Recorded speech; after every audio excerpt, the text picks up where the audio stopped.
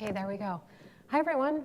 First, I just want to say thank you to the Molecular Frontiers Foundation and Professor Yagi for inviting me to come speak with you today. And I also just want to thank all the students who are in attendance. I've had the chance to chat with so many of you over the last 2 days, and I'm so impressed with all of you. I feel like it's not too long from now that you all be on this stage and we'll all be sitting here listening to you.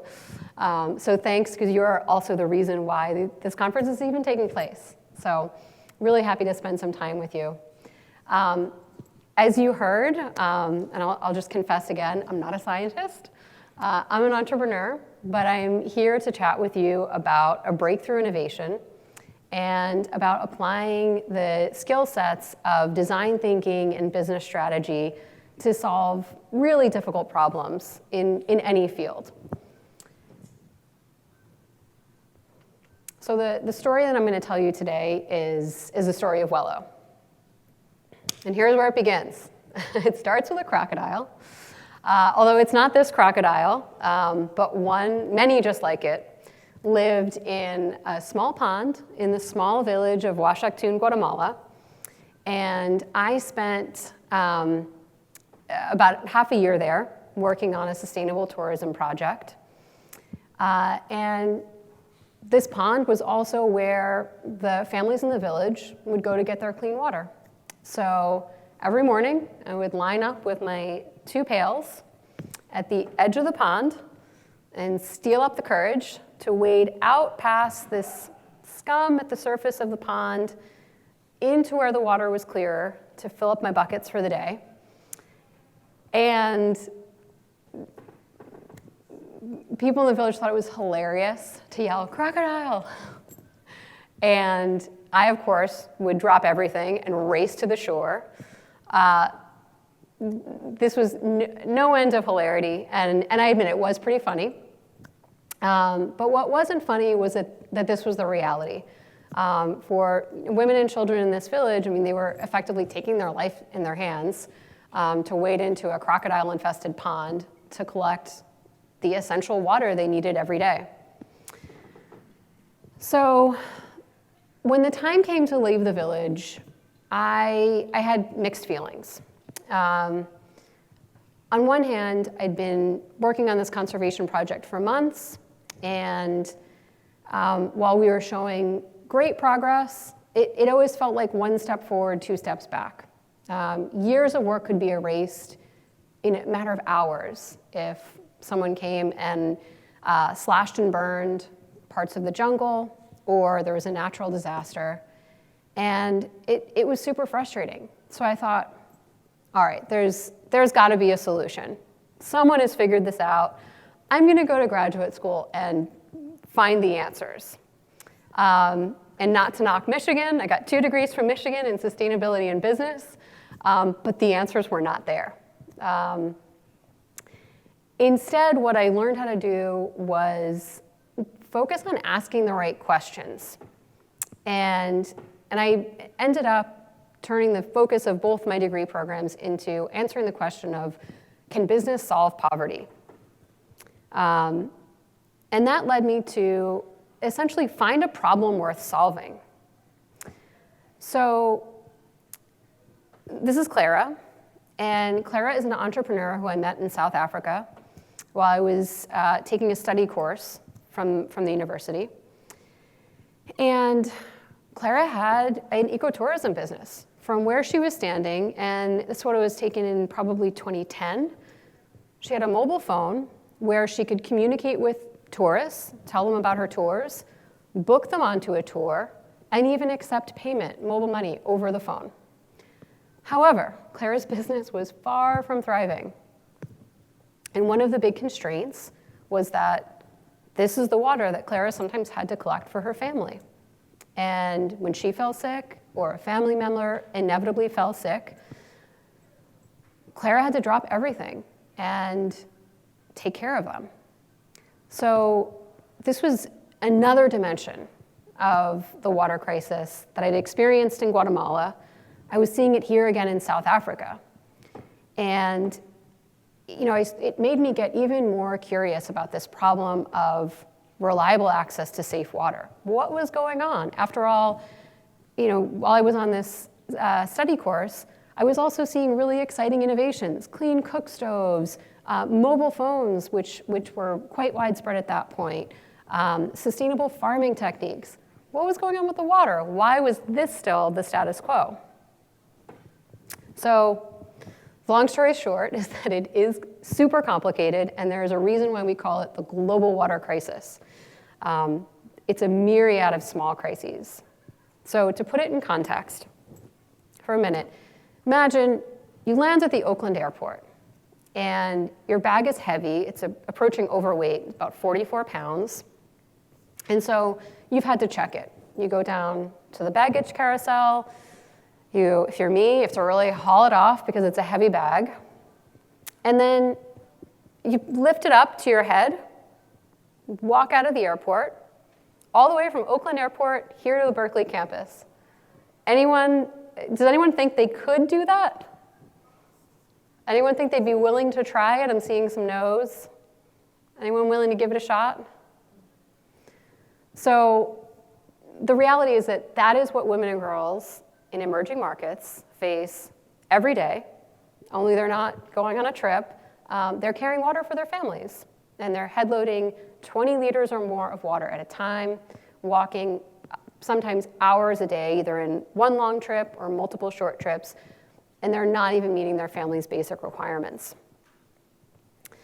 So as I started to break down the water crisis, this is what it looked like. We just talked about how heavy water is. Head loading these heavy containers of water, in addition to just being painful and difficult, it can also lead to curvature of the spine, chronic pain, and even complications during childbirth. Studies have shown simply having access to more water leads to better health. It's such a simple intervention. About half the hospital beds in the world are filled with people who are suffering from waterborne diseases. The most effective way to prevent it is hand washing. And people aren't washing their hands more, not because they don't think it's a good idea, but because there simply isn't enough water to go around. When you're carrying water over these long distances, you can't simply ever have enough. The other consideration is economic. Time is money, and it takes time to collect water. Women, primarily women and girls, spending about 25% of their time each day collecting water. And they have way better things to do with their time, whether it's going to school or taking on jobs or simply being more productive around the house. Last, we all need water. We cannot survive without it.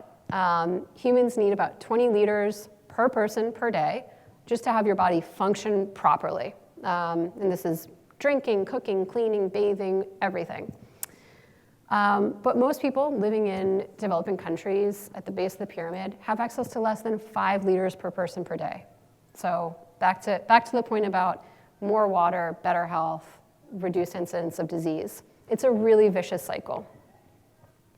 And the time, the physical, the health burden, this all traps families in that cycle of poverty. Now, those are the individual impacts. But if you zoom out, this is a massive problem. 1 in 10 people lack reliable access to safe water, and 300 million people still walk more than 30 minutes to get to a source of water. So there's a global need for products like the water wheel, which I'll tell you about in a minute. But despite all the investment that's been made to address the global water crisis, we still haven't, fixed the problem.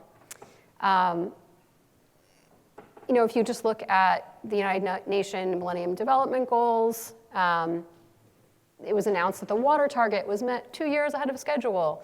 However, this was really at the expense of rural areas. Urban areas showed a lot of progress, but rural areas were just simply left behind because it's more difficult and more expensive to get the infrastructure to all the places that it's needed. I'll use India as an example, just kind of a microcosm of the global water crisis. The Indian government announced, to much fanfare, that 94% of Indians had access to safe drinking water. However, while the infrastructure has vastly improved, water provision is intermittent, meaning good chance that when you turn your tap on, there's no water coming through it. So there's only water in the tap a few hours a day, sometimes not at all, and it's completely sporadic, so you can't plan your life around it. Furthermore, 70% of the supply is contaminated. It's not safe drinking water. And the third, I would say, factor is that incidents of waterborne disease still haven't changed. So are we making progress? Probably not enough, right? So at this point, I could have said, oh, look, there's a lot of funding, a lot of brilliant people are working on this problem. It's a huge problem. We'll get there eventually. And I could have said, I'm sure someone else will figure it out. But I was a student in grad school, and I had a paper to write. And my professor suggested, just write a paper about how you failed to come up with a solution. That'll be fine. You'll get a decent grade. You can move on with your life. And I thought, what a great idea. So this slide is effectively my paper. I mapped out all of the partners and players who are working in the water value chain. Everyone from organizations and government agencies, multinationals who are doing consumer education about the need for clean water, the need to purify your water, how to filter it, how to treat it. All the great organizations doing work on improving water sources, drilling wells, et cetera. A lot of interesting startups were starting to work on community level purification. You heard about RO earlier today. A couple of these were creating RO kiosks to make clean, safe water more accessible. And then there were all of the partners who were doing work on point of use purification. So filtration in the home, really close to when you're about to consume water. And then groups also working on improving rainwater harvesting, recharging aquifers. But there was one missing piece, the access piece. No one was thinking about, well, how do you get water from the source, the well, the lake, the river, wherever people are collecting water, to where you're actually going to use it? Because that's where there's that huge time burden, the economic burden, the physical burden. Why wasn't anyone thinking about that part? So that's what I started to get really curious about. And that's where my social venture, Wello, comes in. And I'll show you a video which should work. Hang on a second.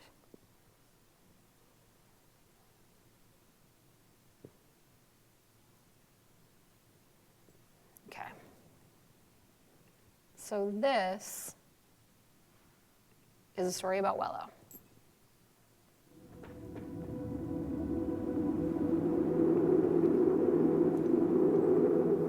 शिंदेपोडामधली विहीर आहे जे 2 kilometre असेल बहुतेक आणि तिकून मग डोक्यावर गुंडावर दोन गुंड घेऊन येतो आणि चालणं नाही होत ते दगडाचा रस्ता चढ उतार आहे आणि तेवढं ओझं घेऊन चालता येत नाही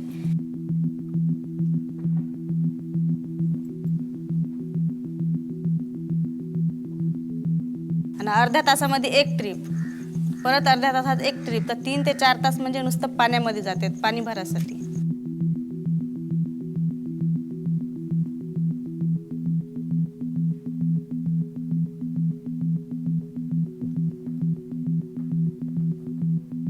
आमच्या गावामध्ये म्हणजे एक विहीर आहे ते गावातल्या विहिरीला पाणी राहत नाही इकडं 4 किलोमीटर 5 किलोमीटरच्या अंतरावर विहिरी आहे त्या विहिरीवर पण जावं लागत होतं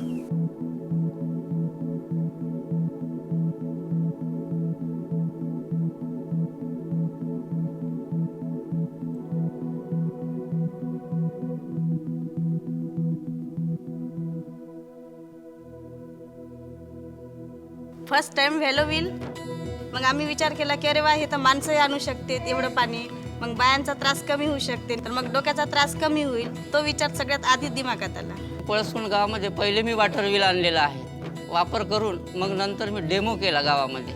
मग डेमो झाल्याच्या नंतर लोकांनी मग माझ्याकडे आहे का असं विचारलं. एक व्यक्ती जास्तीत जास्त आम्ही 2 गुंड घेऊन जाऊ शकतो. 2 गुंडामध्ये जास्तीत जास्त 10-20 लिटर पाणी येऊ शकते. आणि वॉटर व्हील जे आणलं याच्यामध्ये 50 लिटर पाणी येते, त्यामुळे आम्ही वॉटर व्हील घेऊन जाऊ शकतो. पहिला आधी कसं मला थोडक्या पाण्यात आणि ते कपडे धुतलेले पाणी ठेवा जमा करून ते सड्याला टाका. आता तसं नाही, पाणी ते आणते तर आता पाणी भरपूर वापरायला पण मिळते. आता आपण बाहेरचं ते जॉबही करू शकतो आणि घरी पाणीही आणू शकतो. वॉटर व्ह्यूमध्ये एक फायदा झाला आम्हाला की शेतीचं कामही चालते आणि आम्ही पाणी पण भरू शकतो. वॉटर व्हील आलं ते पण 20% जास्त झालं, ते पण छान वाटलं. मी विहिरीत नाही जात, नाही घेतलं तर मी पाणी नाही आणत. तुम्ही आणा, मी स्वयंपाक करून देणार, पण पाणी नाही आणणार. हे बघा, माझ्या गावचे 58 लोकांची यादी आहेत माझ्याकडे. आणि या सर्व लोकांना वाटत आहे की आम्हाला वॉटर व्हील लवकरात लवकर मिळावा. आणि सर्व लोक वॉटर व्हीलच्या प्रतीक्षेत आहेत.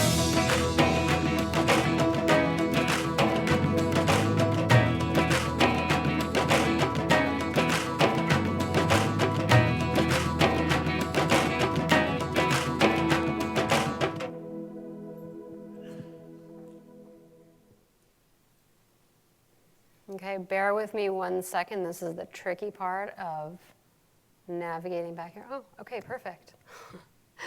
So I'm going to tell you a little bit more about design thinking and some of the key principles that you can think about applying as well.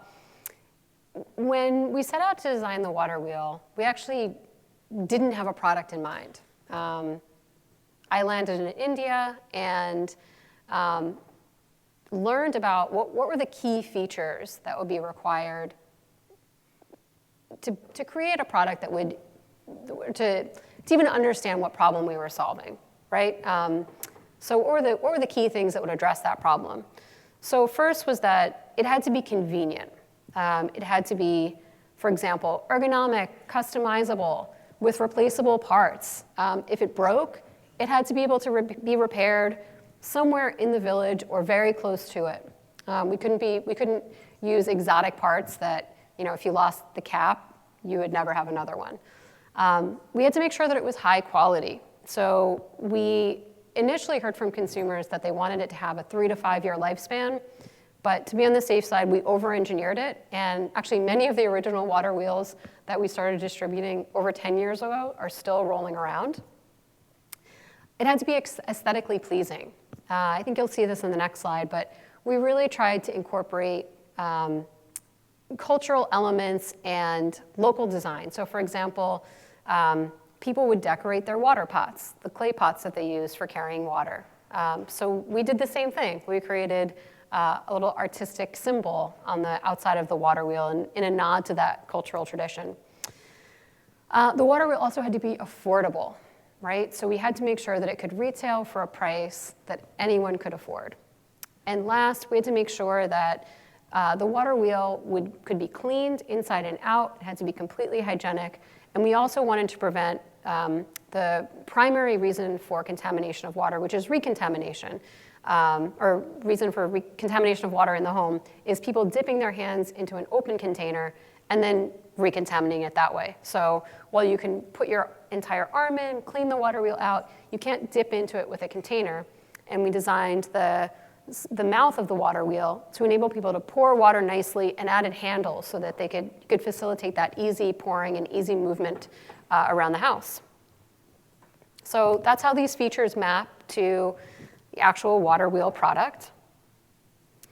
And here's the design feature I was talking about, that zigzag line, which we were surprised at how much people loved and noticed. People would point that out to us often, that they liked the fact that we didn't leave it naked, as they called it.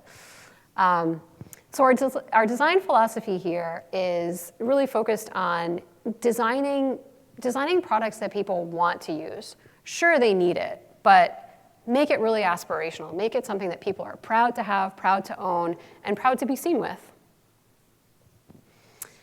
How we did that was putting ourselves in our customers' shoes. And at Wello, we used to joke, we went way beyond getting into people's shoes. We lived and breathed life in the villages. I spent about 18 months in rural Rajasthan going through this design process. So that meant carrying a lot of water in a lot of different villages. We also prototyped in the fields. You'll see one of my colleagues who's actually working with a local welder to weld apart a traditional water container and then cobble it back together to make it larger, just to get people's reactions to it. Was it the right shape, the right size? Did they like the materials? We spent a lot of time in meetings with villagers, just getting their feedback, getting them comfortable, sharing their feedback with us, and above all, making the process fun. So that top photo was actually how we wanted people to talk to us about where they felt pain when they were collecting water. And we actually used the bindis and we asked people to put the bindi on the part of the body where they felt pain.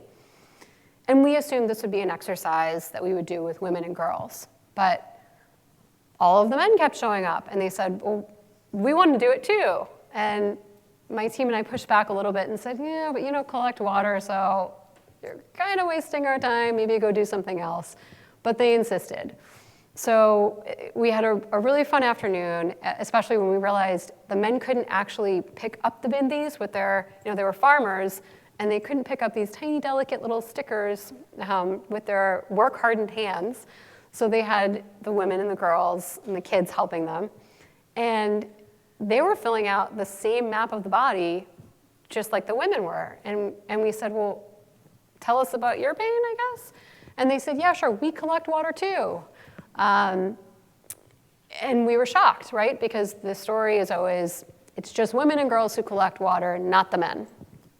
But actually, we had overlooked half of our market because here are these men who actually go and collect water and bring it back for their chickens, their cattle, and they even bring water to the fields sometimes. So they knew exactly the problem that we were talking about, and they were exactly the market for whom we were designing the water wheel for. So by applying those principles of empathy and listening and customer centricity, we actually learned so much more. We invalidated our assumptions about who we were designing for. So the impact. Entire families benefit from water wheels, and we see that benefit right away, right? We see it in time savings. People are spending less than half the time they were before on water collection, so they're more productive. They have better health due to having 50% more water, but also completely removing the physical burden of water collection. And we've also seen increases in income. For example, you heard from one of the women in the video who talked about being able to spend her time more productively. ASHA workers or local nurses are able to spend more time delivering healthcare to their village members because they're not out collecting water. And this, all of this bubbles up to create something called the girl effect, which is essentially when you invest in women and girls, you invest in an entire family. And these girls grow up to be women who make great decisions, great economic decisions on behalf of their families, and start to be able to break that cycle of poverty that we talked about earlier. So Wello today is having a global impact. We've distributed water wheels in over a dozen countries and so far reached over 2 million people. Wello's is now a 501c3 nonprofit. We're based in the US. We accept donations and then coordinate distribution of funds to reach communities where we work all across India and other parts of the world as well. And you can learn more about Wello at our website, which is wellowater.org. And I welcome any questions from anyone. Or I guess, sorry, we're holding for questions, right? So hold that thought. We'll come back to it. Okay, so thank you very much. That was great.